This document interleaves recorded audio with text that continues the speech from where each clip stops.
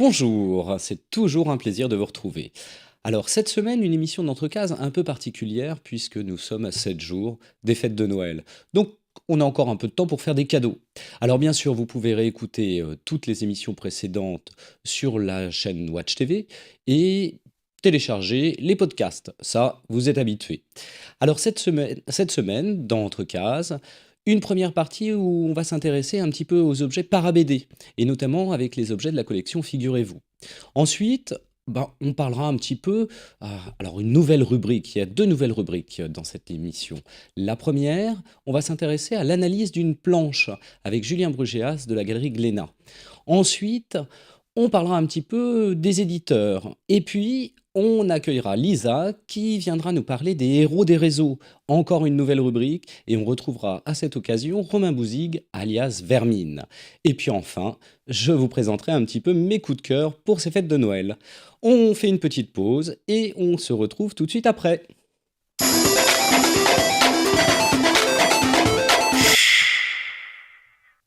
Alors effectivement, les collectionneurs de bande dessinée apprécient toujours les objets para-BD. Alors j'ai cette semaine un superbe objet qui m'a été confié par Figurez-vous. Alors Figurez-vous ont plusieurs collections et notamment ont repris la collection, donc il y a un site internet sur lequel on peut voir un petit peu leurs différentes collections. Il y a les cases de Franquin, il y a notamment les objets de Michel Aroutchef, et Michel Aroutchef, tout le monde connaît ces objets, et notamment la fameuse fusée de Tintin, la fusée d'Hergé. Vous savez, cette fusée en 3 dimensions avec différentes tailles. Et voilà, on l'a à l'image. Tout le monde a déjà vu cette fameuse fusée en bois. Ça a été, quand c'est sorti, vraiment quelque chose d'extraordinaire. Michel Aroutchef a travaillé sur de nombreux véhicules. Il s'est intéressé aux véhicules de la bande dessinée. Et le dernier sorti chez Figurez-vous, c'est ce superbe fourgon Black et Mortimer. Alors je vous le montre, c'est vraiment toujours des pièces d'une qualité remarquable. C'est très très beau, les finitions sont superbes. Alors ça, cet objet est tiré de l'album SOS Météore de Black et Mortimer. Et c'est un fourgon postal Peugeot. Alors je vais prendre les références, D3B de 1953. Superbe pièce.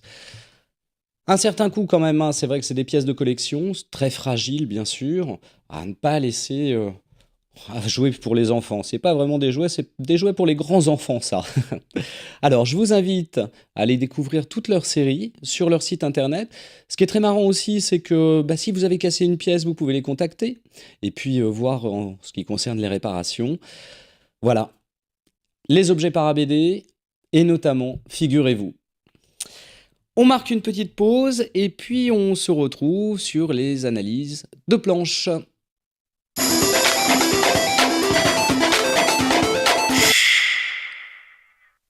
Alors je suis allé à la galerie Glénat à Paris rencontrer Julien Brugéas pour qu'il nous explique un petit peu comment on décrypte une planche de bande dessinée. Alors c'est sur une série qui s'appelle Silas Corée de Pierre Alary et je vous laisse en compagnie de Julien pour nous expliquer comment on lit une planche de BD. Bonjour, nous sommes à la galerie Glénat en compagnie de Julien Brugéas, le responsable. Bonjour. Bonjour. Alors l'idée aujourd'hui, c'est de parler d'une série qui est la série Silas Corée de Pierre Alary. Alors on va s'intéresser un petit peu plus, puisque c'est le sujet de cette petite chronique, à l'analyse de planches vraiment. Quelle est la technique déjà utilisée par Pierre Alary pour construire sa planche ? Alors techniquement, Pierre il se souvient de ses années d'animation et donc il commence par faire un crayonné au bleu. Donc sur la planche on voit derrière l'encre de Chine des traits au bleu. C'est une technique qui est utilisée pour qu'on ne voit plus le crayonné derrière l'encre. Oui, puisque la particularité du bleu, c'est justement de ne pas se voir à l'impression. Voilà, exactement. Et alors techniquement, il fait à la fois des planches, des crayonnés de planches papier parfois, mais aussi il le fait par ordinateur, que ce soit papier ou ordinateur. Et ensuite, il imprime ce crayonné au bleu sur du papier au format qu'il veut. Et ensuite, il encre. Il réalise son ancrage directement sur les photocopies ou. Voilà. D'accord. Alors si on en vient un petit peu plus sur la construction de cette planche que vous avez choisie, quels sont les éléments marquants ? Qu'est-ce qu'on peut apercevoir dans cette planche ? Alors, toujours avec son historique d'animateur, on peut voir assez clairement que Pierre Alary a une notion du mouvement et l'intègre parfaitement dans la planche. Pierre construit sa planche de façon particulièrement habile parce qu'il crée des lignes de force, des lignes de force que vont suivre les yeux du lecteur. Donc par exemple sur une première case panoramique comme ça installe déjà le décor et il a construit donc une ligne de fuite comme ça, donc ça fait une sorte d'angle comme ça. Le début de la case est bouché par ce personnage, son dos, son visage, ça crée une masse ici qui va fermer la case et qui va faire comprendre au lecteur que son regard va aller spontanément vers où c'est ouvert. Il y a la ligne de force ici qui dirige le regard du lecteur, comme le regard du protagoniste du premier plan. On arrive ensuite ici naturellement à regarder cette foule qui est en train de s'enfuir vers la porte de sortie du grand magasin. On découvre ensuite des vendeurs, des gens du grand magasin qui calment la foule et qui regardent par ici. Et donc on va suivre à nouveau cette ligne directrice, cet angle, cette deuxième angle, qui va faire tomber ici dans la planche, la case numéro 2 de la planche. Voilà. Ensuite, ces deux cases sont de même format, avec des visages qui regardent le lecteur. Et on va tomber sur cette case ici, de façon spontanée, parce qu'elles ont les mêmes dimensions, qu'elles ont la même densité aussi d'image. Et donc on voit ce personnage qui a été indiqué par quelqu'un dans la foule, avec son masque à gaz, qui est armé et qui est visé également par des bandits, et on découvre qu'il lui tire dessus. Cette rampe, ici, est aussi une structure de la planche, parce que le lecteur va tomber sur le personnage, va tomber ensuite, une deuxième fois, sur les pistolets, et ensuite le regard va suivre la rampe et va découvrir les personnages qui tiennent le pistolet ici et qui tirent sur le personnage qui s'enfuit. Ce personnage qui s'enfuit, on voit évidemment l'habileté ici de Pierre Alary pour représenter le mouvement. C'est-à-dire qu'il y a un mouvement extraordinaire sur une image arrêtée du personnage qui saute la rambarde, et ensuite qui atterrit, on voit tout le poids du personnage qui atterrit ici. Sur cette image-là, on a à nouveau des lignes de force, c'est-à-dire qu'on a une diagonale, comme ça, une croix, qui est formée à la fois par son corps et par ses bras. Le personnage donc va sauter, on a un point de fuite qui est dans cette direction-là, qui donne toute la profondeur et la hauteur aussi. Ensuite, on suit le bras ici pour atterrir, comme le personnage d'ailleurs atterrit à cette case-là, spontanément, parce qu'il y a une ligne de force qui est comme ça, qui est renforcée ici par la rambarde, une direction qui est comme ça. Le cadrage est très, très habile parce que bon, le pied ne touche pas le bord de la case. On a un plan qui est incliné comme ça. On comprend qu'il tombe lourdement. Les cheveux aident d'ailleurs à cette impression de mouvement et ce vent qui dégage. Moi, ce qui m'intéresse aussi, c'est des cadrages comme ça qui sont coupés parce qu'on voit le pistolet, on voit la main, on voit le veston qui flotte, mais on n'est pas dans quelque chose qui est tout le temps figé, tout le temps représenté de la même façon, et cette façon de cadrer comme ça, en coupant, ça rend les choses dynamiques. Ici, on a à nouveau une ligne de force avec le bras, l'horizontalité de ses bras, comme ça. On atterrit, l'œil du lecteur arrive ici. Avec ce personnage, donc, on a compris, donc tout est dans le langage intercase. On a compris qu'ici, il avait atterri, il est sur les genoux, il repousse dans un élan, il saute ici. Donc tout ça, ça se passe dans l'intercase. Et on suit ce mouvement-là, et on suit son mouvement. Il sort, il indique l'endroit, la dernière case en bas à droite. Il va atterrir ici, l'œil du lecteur est là. On est passé d'ici une case fermée à une ouverture ici pour passer à la page suivante. Alors Julien, que peut-on conclure finalement après cette analyse de planche que nous venons de faire ? On peut conclure que Pierre Alary est à mon sens, un très bon exemple de dessinateur dynamique et et ça, c'est dû certainement à son expérience dans le dessin d'animation. Mais on voit quand même un dessinateur qui sait ce que c'est qu'un découpage. Et je pense qu'il y a quand même encore beaucoup de dessinateurs qui n'ont pas à l'esprit cette construction aussi exigeante qu'on vient de démontrer avec ses lignes de force, avec ses enchaînements et diriger le regard du lecteur. Il y a beaucoup de dessinateurs qui font ça de façon instinctive, qui recherchent des cadrages, mais vraiment le découpage, ce souci de guider le regard de case à case, c'est quelque chose qui s'apprend et qui s'étudie et qui n'est pas facile.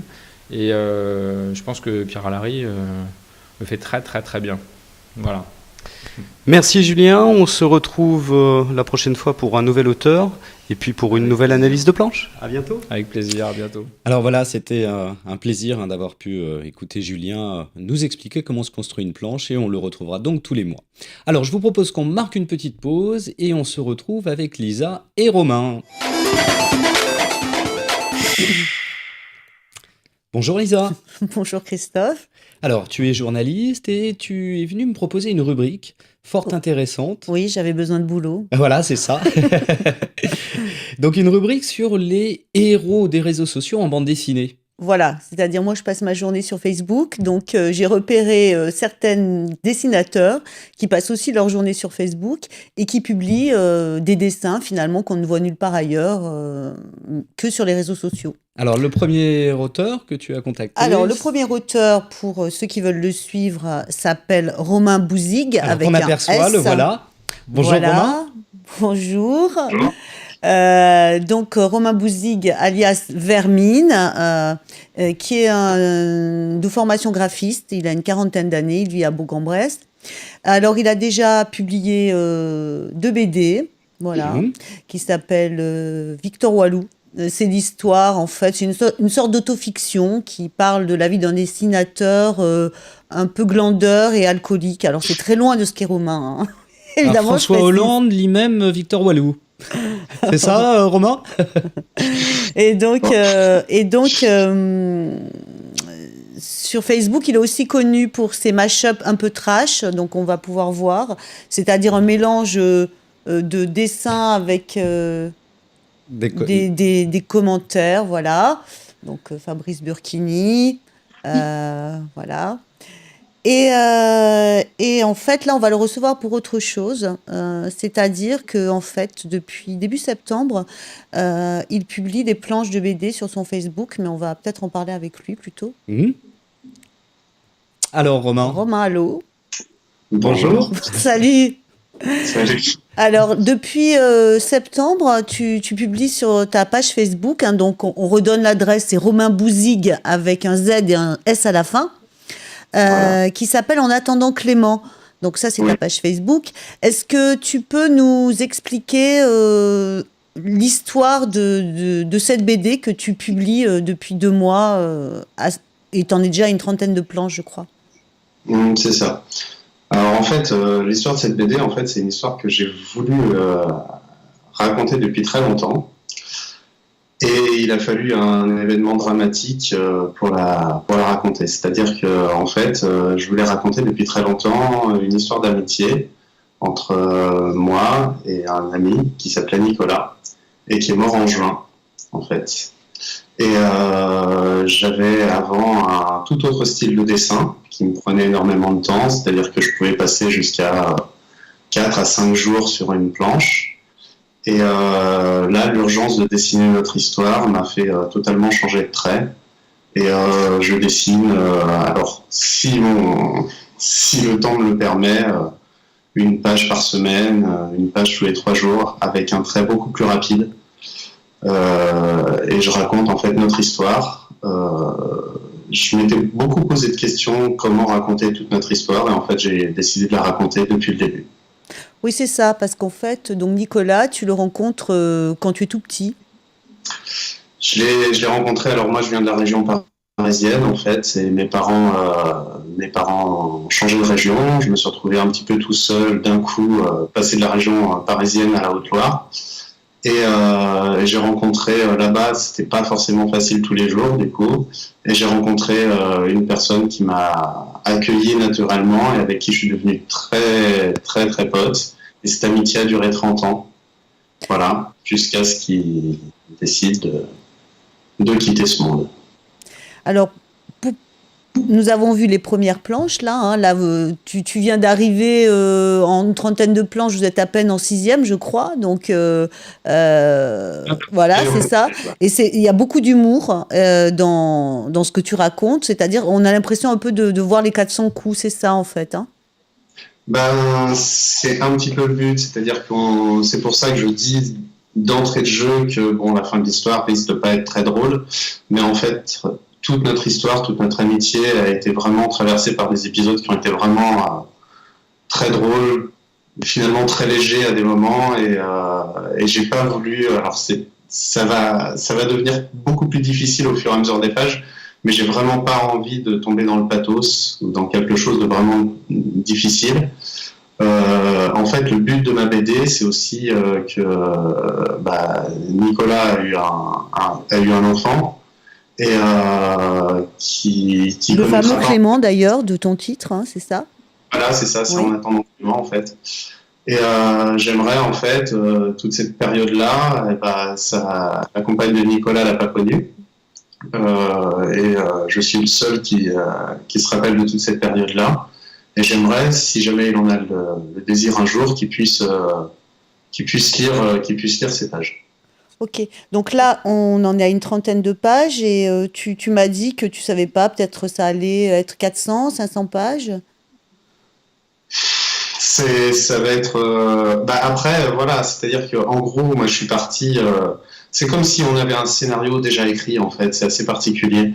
Après, tout dépend du temps sur lequel. Le temps que je vais passer sur tel ou tel événement, telle ou telle période.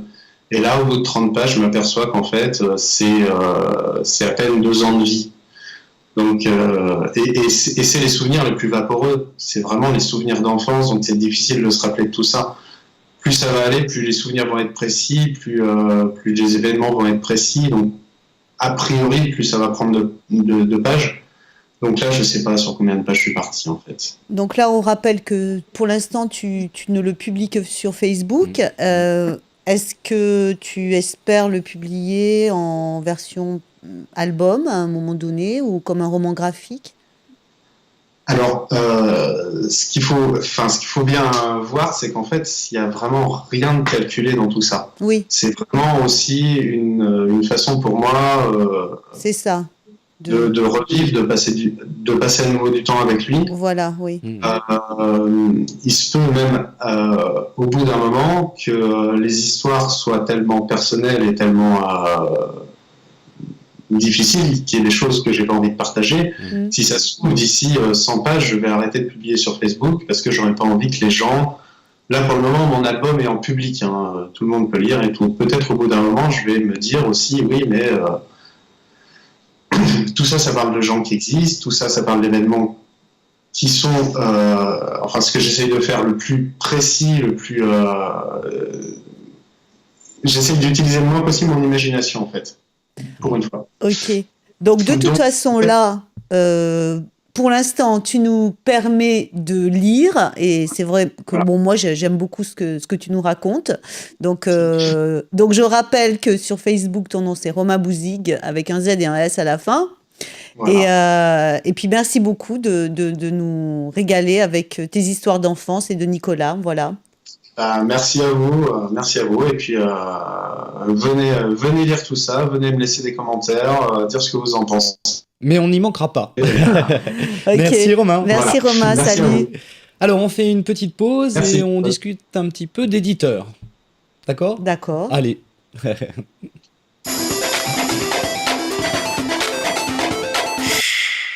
Alors oui, pour Noël, on peut offrir plein de livres. Et la première personne que j'ai rencontrée, on était ensemble d'ailleurs, c'était à Saint-Malo, c'est l'éditeur de Sandaway. Alors Sandaway, c'est une maison un petit peu particulière, hein, et on a rencontré Patrick Pinchard pour nous en parler. Je vous propose qu'on l'écoute. Patrick Pinchard, bonjour. Bonjour. Vous êtes directeur éditorial, fondateur de Sandaway. Vous pouvez nous expliquer un petit peu le principe? Sandaway, c'est une maison d'édition un peu particulière parce qu'elle fonctionne par crowdfunding. Alors c'est un mot un peu bizarre qui vient de l'anglais, qui veut dire financement par la foule, et qui est en fait la façon moderne de faire de la souscription. Donc des auteurs de bande dessinée qui ont envie de faire un album de bande dessinée viennent sur notre site qui est spécialisé, qui s'appelle sandaway.com, présentent un projet, et puis les internautes décident de l'aider à publier son album et le financent carrément. Et en échange de ça, ils reçoivent des contreparties, ils reçoivent des éditions exclusives, ils reçoivent une participation bénéfice même. Et puis l'album est distribué dans le commerce comme tout album normal. Donc on est une maison d'édition normale dont la seule particularité est d'être financée par les lecteurs. Alors depuis combien de temps ça existe? C'était lancé en 2010, donc on est déjà des dinosaures, puisque la plupart des sites internet vivent 4-5 ans. Nous, on a dépassé ce cap et on est donc 6 ans d'existence, bientôt 7, avec plus de 20 000 membres, avec 104 projets, une quarantaine qui sont dans le commerce, et donc une vingtaine, et plus de 2 millions d'euros qui ont été récoltés. Ah oui, donc c'est quand même assez énorme. Donc les auteurs vous envoient les planches, comment ça se passe? Ça se passe comme dans toute maison d'édition traditionnelle, ils envoient des planches, un pitch, un scénario, on sélectionne, et puis à ce moment-là, on décide ou non de le mettre en production sur le site. Et alors les auteurs peuvent dialoguer avec les internautes pour essayer de les convaincre de financer l'album. Et ce qui est génial, c'est que les internautes peuvent suivre toute la création de l'album. Donc ils apprennent beaucoup sur l'envers du décor de la création. On leur montre des crayonnés, on leur montre le synopsis, on leur montre le découpage, la façon dont on change parfois une planche en cours de route. Et on fait même des reportages sur l'impression, donc ils connaissent vraiment toutes les étapes de la fabrication d'un album. D'accord. Combien d'auteurs à peu près édités par an? Édités par an, combien d'albums plutôt? Combien d'albums par an? Oui, on est actuellement à une quinzaine d'albums par an et c'est en croissance permanente. Je vous remercie beaucoup. Avec Alors plaisir. voilà un exemple justement de livres édités par Sandaway. Oliver et Peter, c'est le tome 1, donc c'est une réinterprétation du mythe, bien sûr, de Peter Pan. Voilà, à découvrir. Alors, si on parle d'autres éditeurs de bande dessinée, et notamment de livres jeunesse que tu connais bien, puisque tu as été pendant longtemps rédactrice en chef de Sciences et Vie Découverte, et tu Oui. connais la littérature jeunesse. À Alors, fond. alors, je te propose qu'on rencontre un éditeur assez particulier, qui sont les éditions de La Gouttière, et notamment Pascal Mériot, pour nous parler de livres pour enfants, mais tout petits, tout petits. Pascal Mériot, bonjour. Bonjour. Alors vous êtes à l'origine parmi les organisateurs du Festival d'Amiens et directeur éditorial aux éditions de La Gouttière. Expliquez-nous un petit peu le cheminement. Le cheminement vient d'un travail qu'on a réalisé avec les rendez-vous de la bande dessinée d'Amiens autour des expositions jeunesse. On s'est très rapidement aperçu que ces expositions jeunesse pouvaient être extrêmement statiques et peu intéressantes pour les enfants si on n'y mettait pas de l'interactivité justement. Donc on a développé des logiques, en particulier avec Loïc Dauvilliers très très tôt, des logiques de tables lumineuses, de jeux, de toute forme d'interactivité, de dessin, de pratique du dessin ou de compréhension de la bande dessinée dans les expositions. Et après quelques années d'expérience, un certain nombre d'auteurs nous ont dit que peut-être on avait développé suffisamment de compétences pour aller sur le terrain de l'édition. On s'est dit que non, on ne pouvait pas être à la fois juge et partie, inviter des auteurs et fabriquer de la bande dessinée, et puis nous sommes faibles. Et donc on s'est lancé dans ces projets éditoriaux en 2009 avec une première bande dessinée, Petite souris, grosse bêtise, qu'on a adoré faire, dans l'idée de réaliser une bande dessinée par an et de l'environner, de ne pas la laisser seule dans ce monde cruel de l'édition et des multiples nouveautés, de fabriquer des expositions et plus tard des théâtres d'ombre, des kamishiba et des tapis narratifs, des lectures projetées et des fiches pédagogiques pour ces bandes dessinées est une vie dans la durée. Et puis d'une bande dessinée par an, on est passé à 2, 3. Cette année, on publie 9 bandes dessinées. Et l'année prochaine, on a une quinzaine de bandes dessinées au programme, avec un très très bel accueil du public. En particulier, en termes d'image, de la structure, on est énormément identifié aux bandes dessinées muettes. Alors c'est étonnant parce que généralement on a tendance à dire que la bande dessinée c'est de 7 à 77 ans, mais aux éditions de La Gouttière finalement ça peut commencer plus tôt. Et oui, on commence même à partir de 3 ans en lecture autonome, et c'est presque une invention, en l'occurrence de Loïc Dauvilliers et Thierry Martin, sur une série qui s'appelle Myrmidon. Si on met peu d'images par page, sur une petite pagination pour un enfant, on a presque une incapacité à raconter une histoire. Et là vient la trouvaille scénaristique. Myrmidon est un petit personnage en pyjama. Lorsqu'il enfile un costume, il bascule dans le monde imaginaire qui va avec. Donc une fois que le costume est enfilé, on n'a plus besoin de présenter d'action, d'intrigue, de présenter l'univers. On peut tout de suite rentrer dans l'action avec Myrmidon. Et l'enfant, très rapidement, peut comprendre ce qu'on attend de lui pour passer d'une image à l'autre. Il y a une vraie éducation, finalement, à la bande dessinée chez les tout-petits, là. À la fois, c'est une vraie œuvre et elle touche même des adultes par la poésie et l'intelligence, mais en même temps, ça devient presque un mode d'emploi de la bande dessinée. Et le premier tome de Myrmidon au pays des cow-boys, les 2 premières vignettes, un décor vide, et dans le deuxième, Myrmidon est apparu, c'est presque une leçon de bande dessinée à soi seul. Pascal Mérieux, merci beaucoup, et puis à très bientôt. Merci, à bientôt. Alors voilà un cadeau à faire pour les tout petits, donc ces bandes dessinées muettes, ça c'est toujours étonnant. Alors j'ai plein de livres à vous montrer. Premier livre, c'est Hypacchioli, Mandragore, on l'avait entendu à Saint-Malo, je vous remontre l'album, c'est aux éditions de l'œuf. Chez Glénat, un superbe bouquin, Le bonheur est un métier, Wolinski, voilà, donc ça à offrir, à mettre sous le sapin, important. Chez Casterman, une édition augmentée du chat Philippe Gueluc qu'on avait reçu justement au musée en herbe. Et ben voilà, Casterman, L'art et le chat. Superbe. Aux humanoïdes associés, on revient sur les mystères de l'Incal. Jorodowski, Moebius. C'est très très chouette, ça permet de comprendre justement et puis de découvrir d'autres choses sur l'Incal. Ça c'est aux Humano, les mystères de l'Incal. Pour les lecteurs du Canard enchaîné, Ah, ça, je le veux les bien. arènes BD, ah bah ça c'est super. L'incroyable histoire du Canard enchaîné puisque le canard fête ses 100 ans. Donc ça c'est aux arènes BD, Et c'est pour moi. les 100 ans d'humour et je te l'offre Lisa. Merci. Alors aux arènes aussi un superbe album, on en avait parlé il y a quelques mois dans une autre émission, c'était La Présidente. Voilà le tome 2. Donc si vous ne voulez pas que ça nous arrive, il va falloir faire attention. Le tome 2, donc le premier c'était l'ascension de Marine Le Pen au pouvoir. Le tome 2, on parle de sa nièce Marion Maréchal Le Pen. Allez, à mettre sous le sapin, ça très très important. Alors ça, vous aurez l'occasion d'en reparler avec Nicolas. Et puis on avait eu l'occasion de rencontrer Régis Loisel aussi à Saint-Malo. Le voilà le Mickey, je vous le montre, mais vous en reparlerez avec Nicolas. Alors ça c'est chez Rackham, Mork Cinder, superbe. Tout un recueil, Alberto Breccia, voilà vraiment c'est à découvrir. Allez, des petits derniers, hop, un petit dernier, j'en ai pour l'enfer bien sûr. J'ai les aventures d'Omaha aux éditions Tabou, et puis chez Dynamite, vous en avez un autre, c'est Stella. Alors ça c'est à mettre en haut de la bibliothèque. Voilà. Eh bien, l'émission touche à sa fin. La semaine prochaine, vous retrouvez Nicolas. Et puis nous, on se retrouve dans 15 jours. Et moi, on me dit au revoir. Lisa, à bientôt pour une nouvelle rubrique. Au revoir. Le héros des réseaux. Merci Lisa. Au revoir. Allez, au revoir.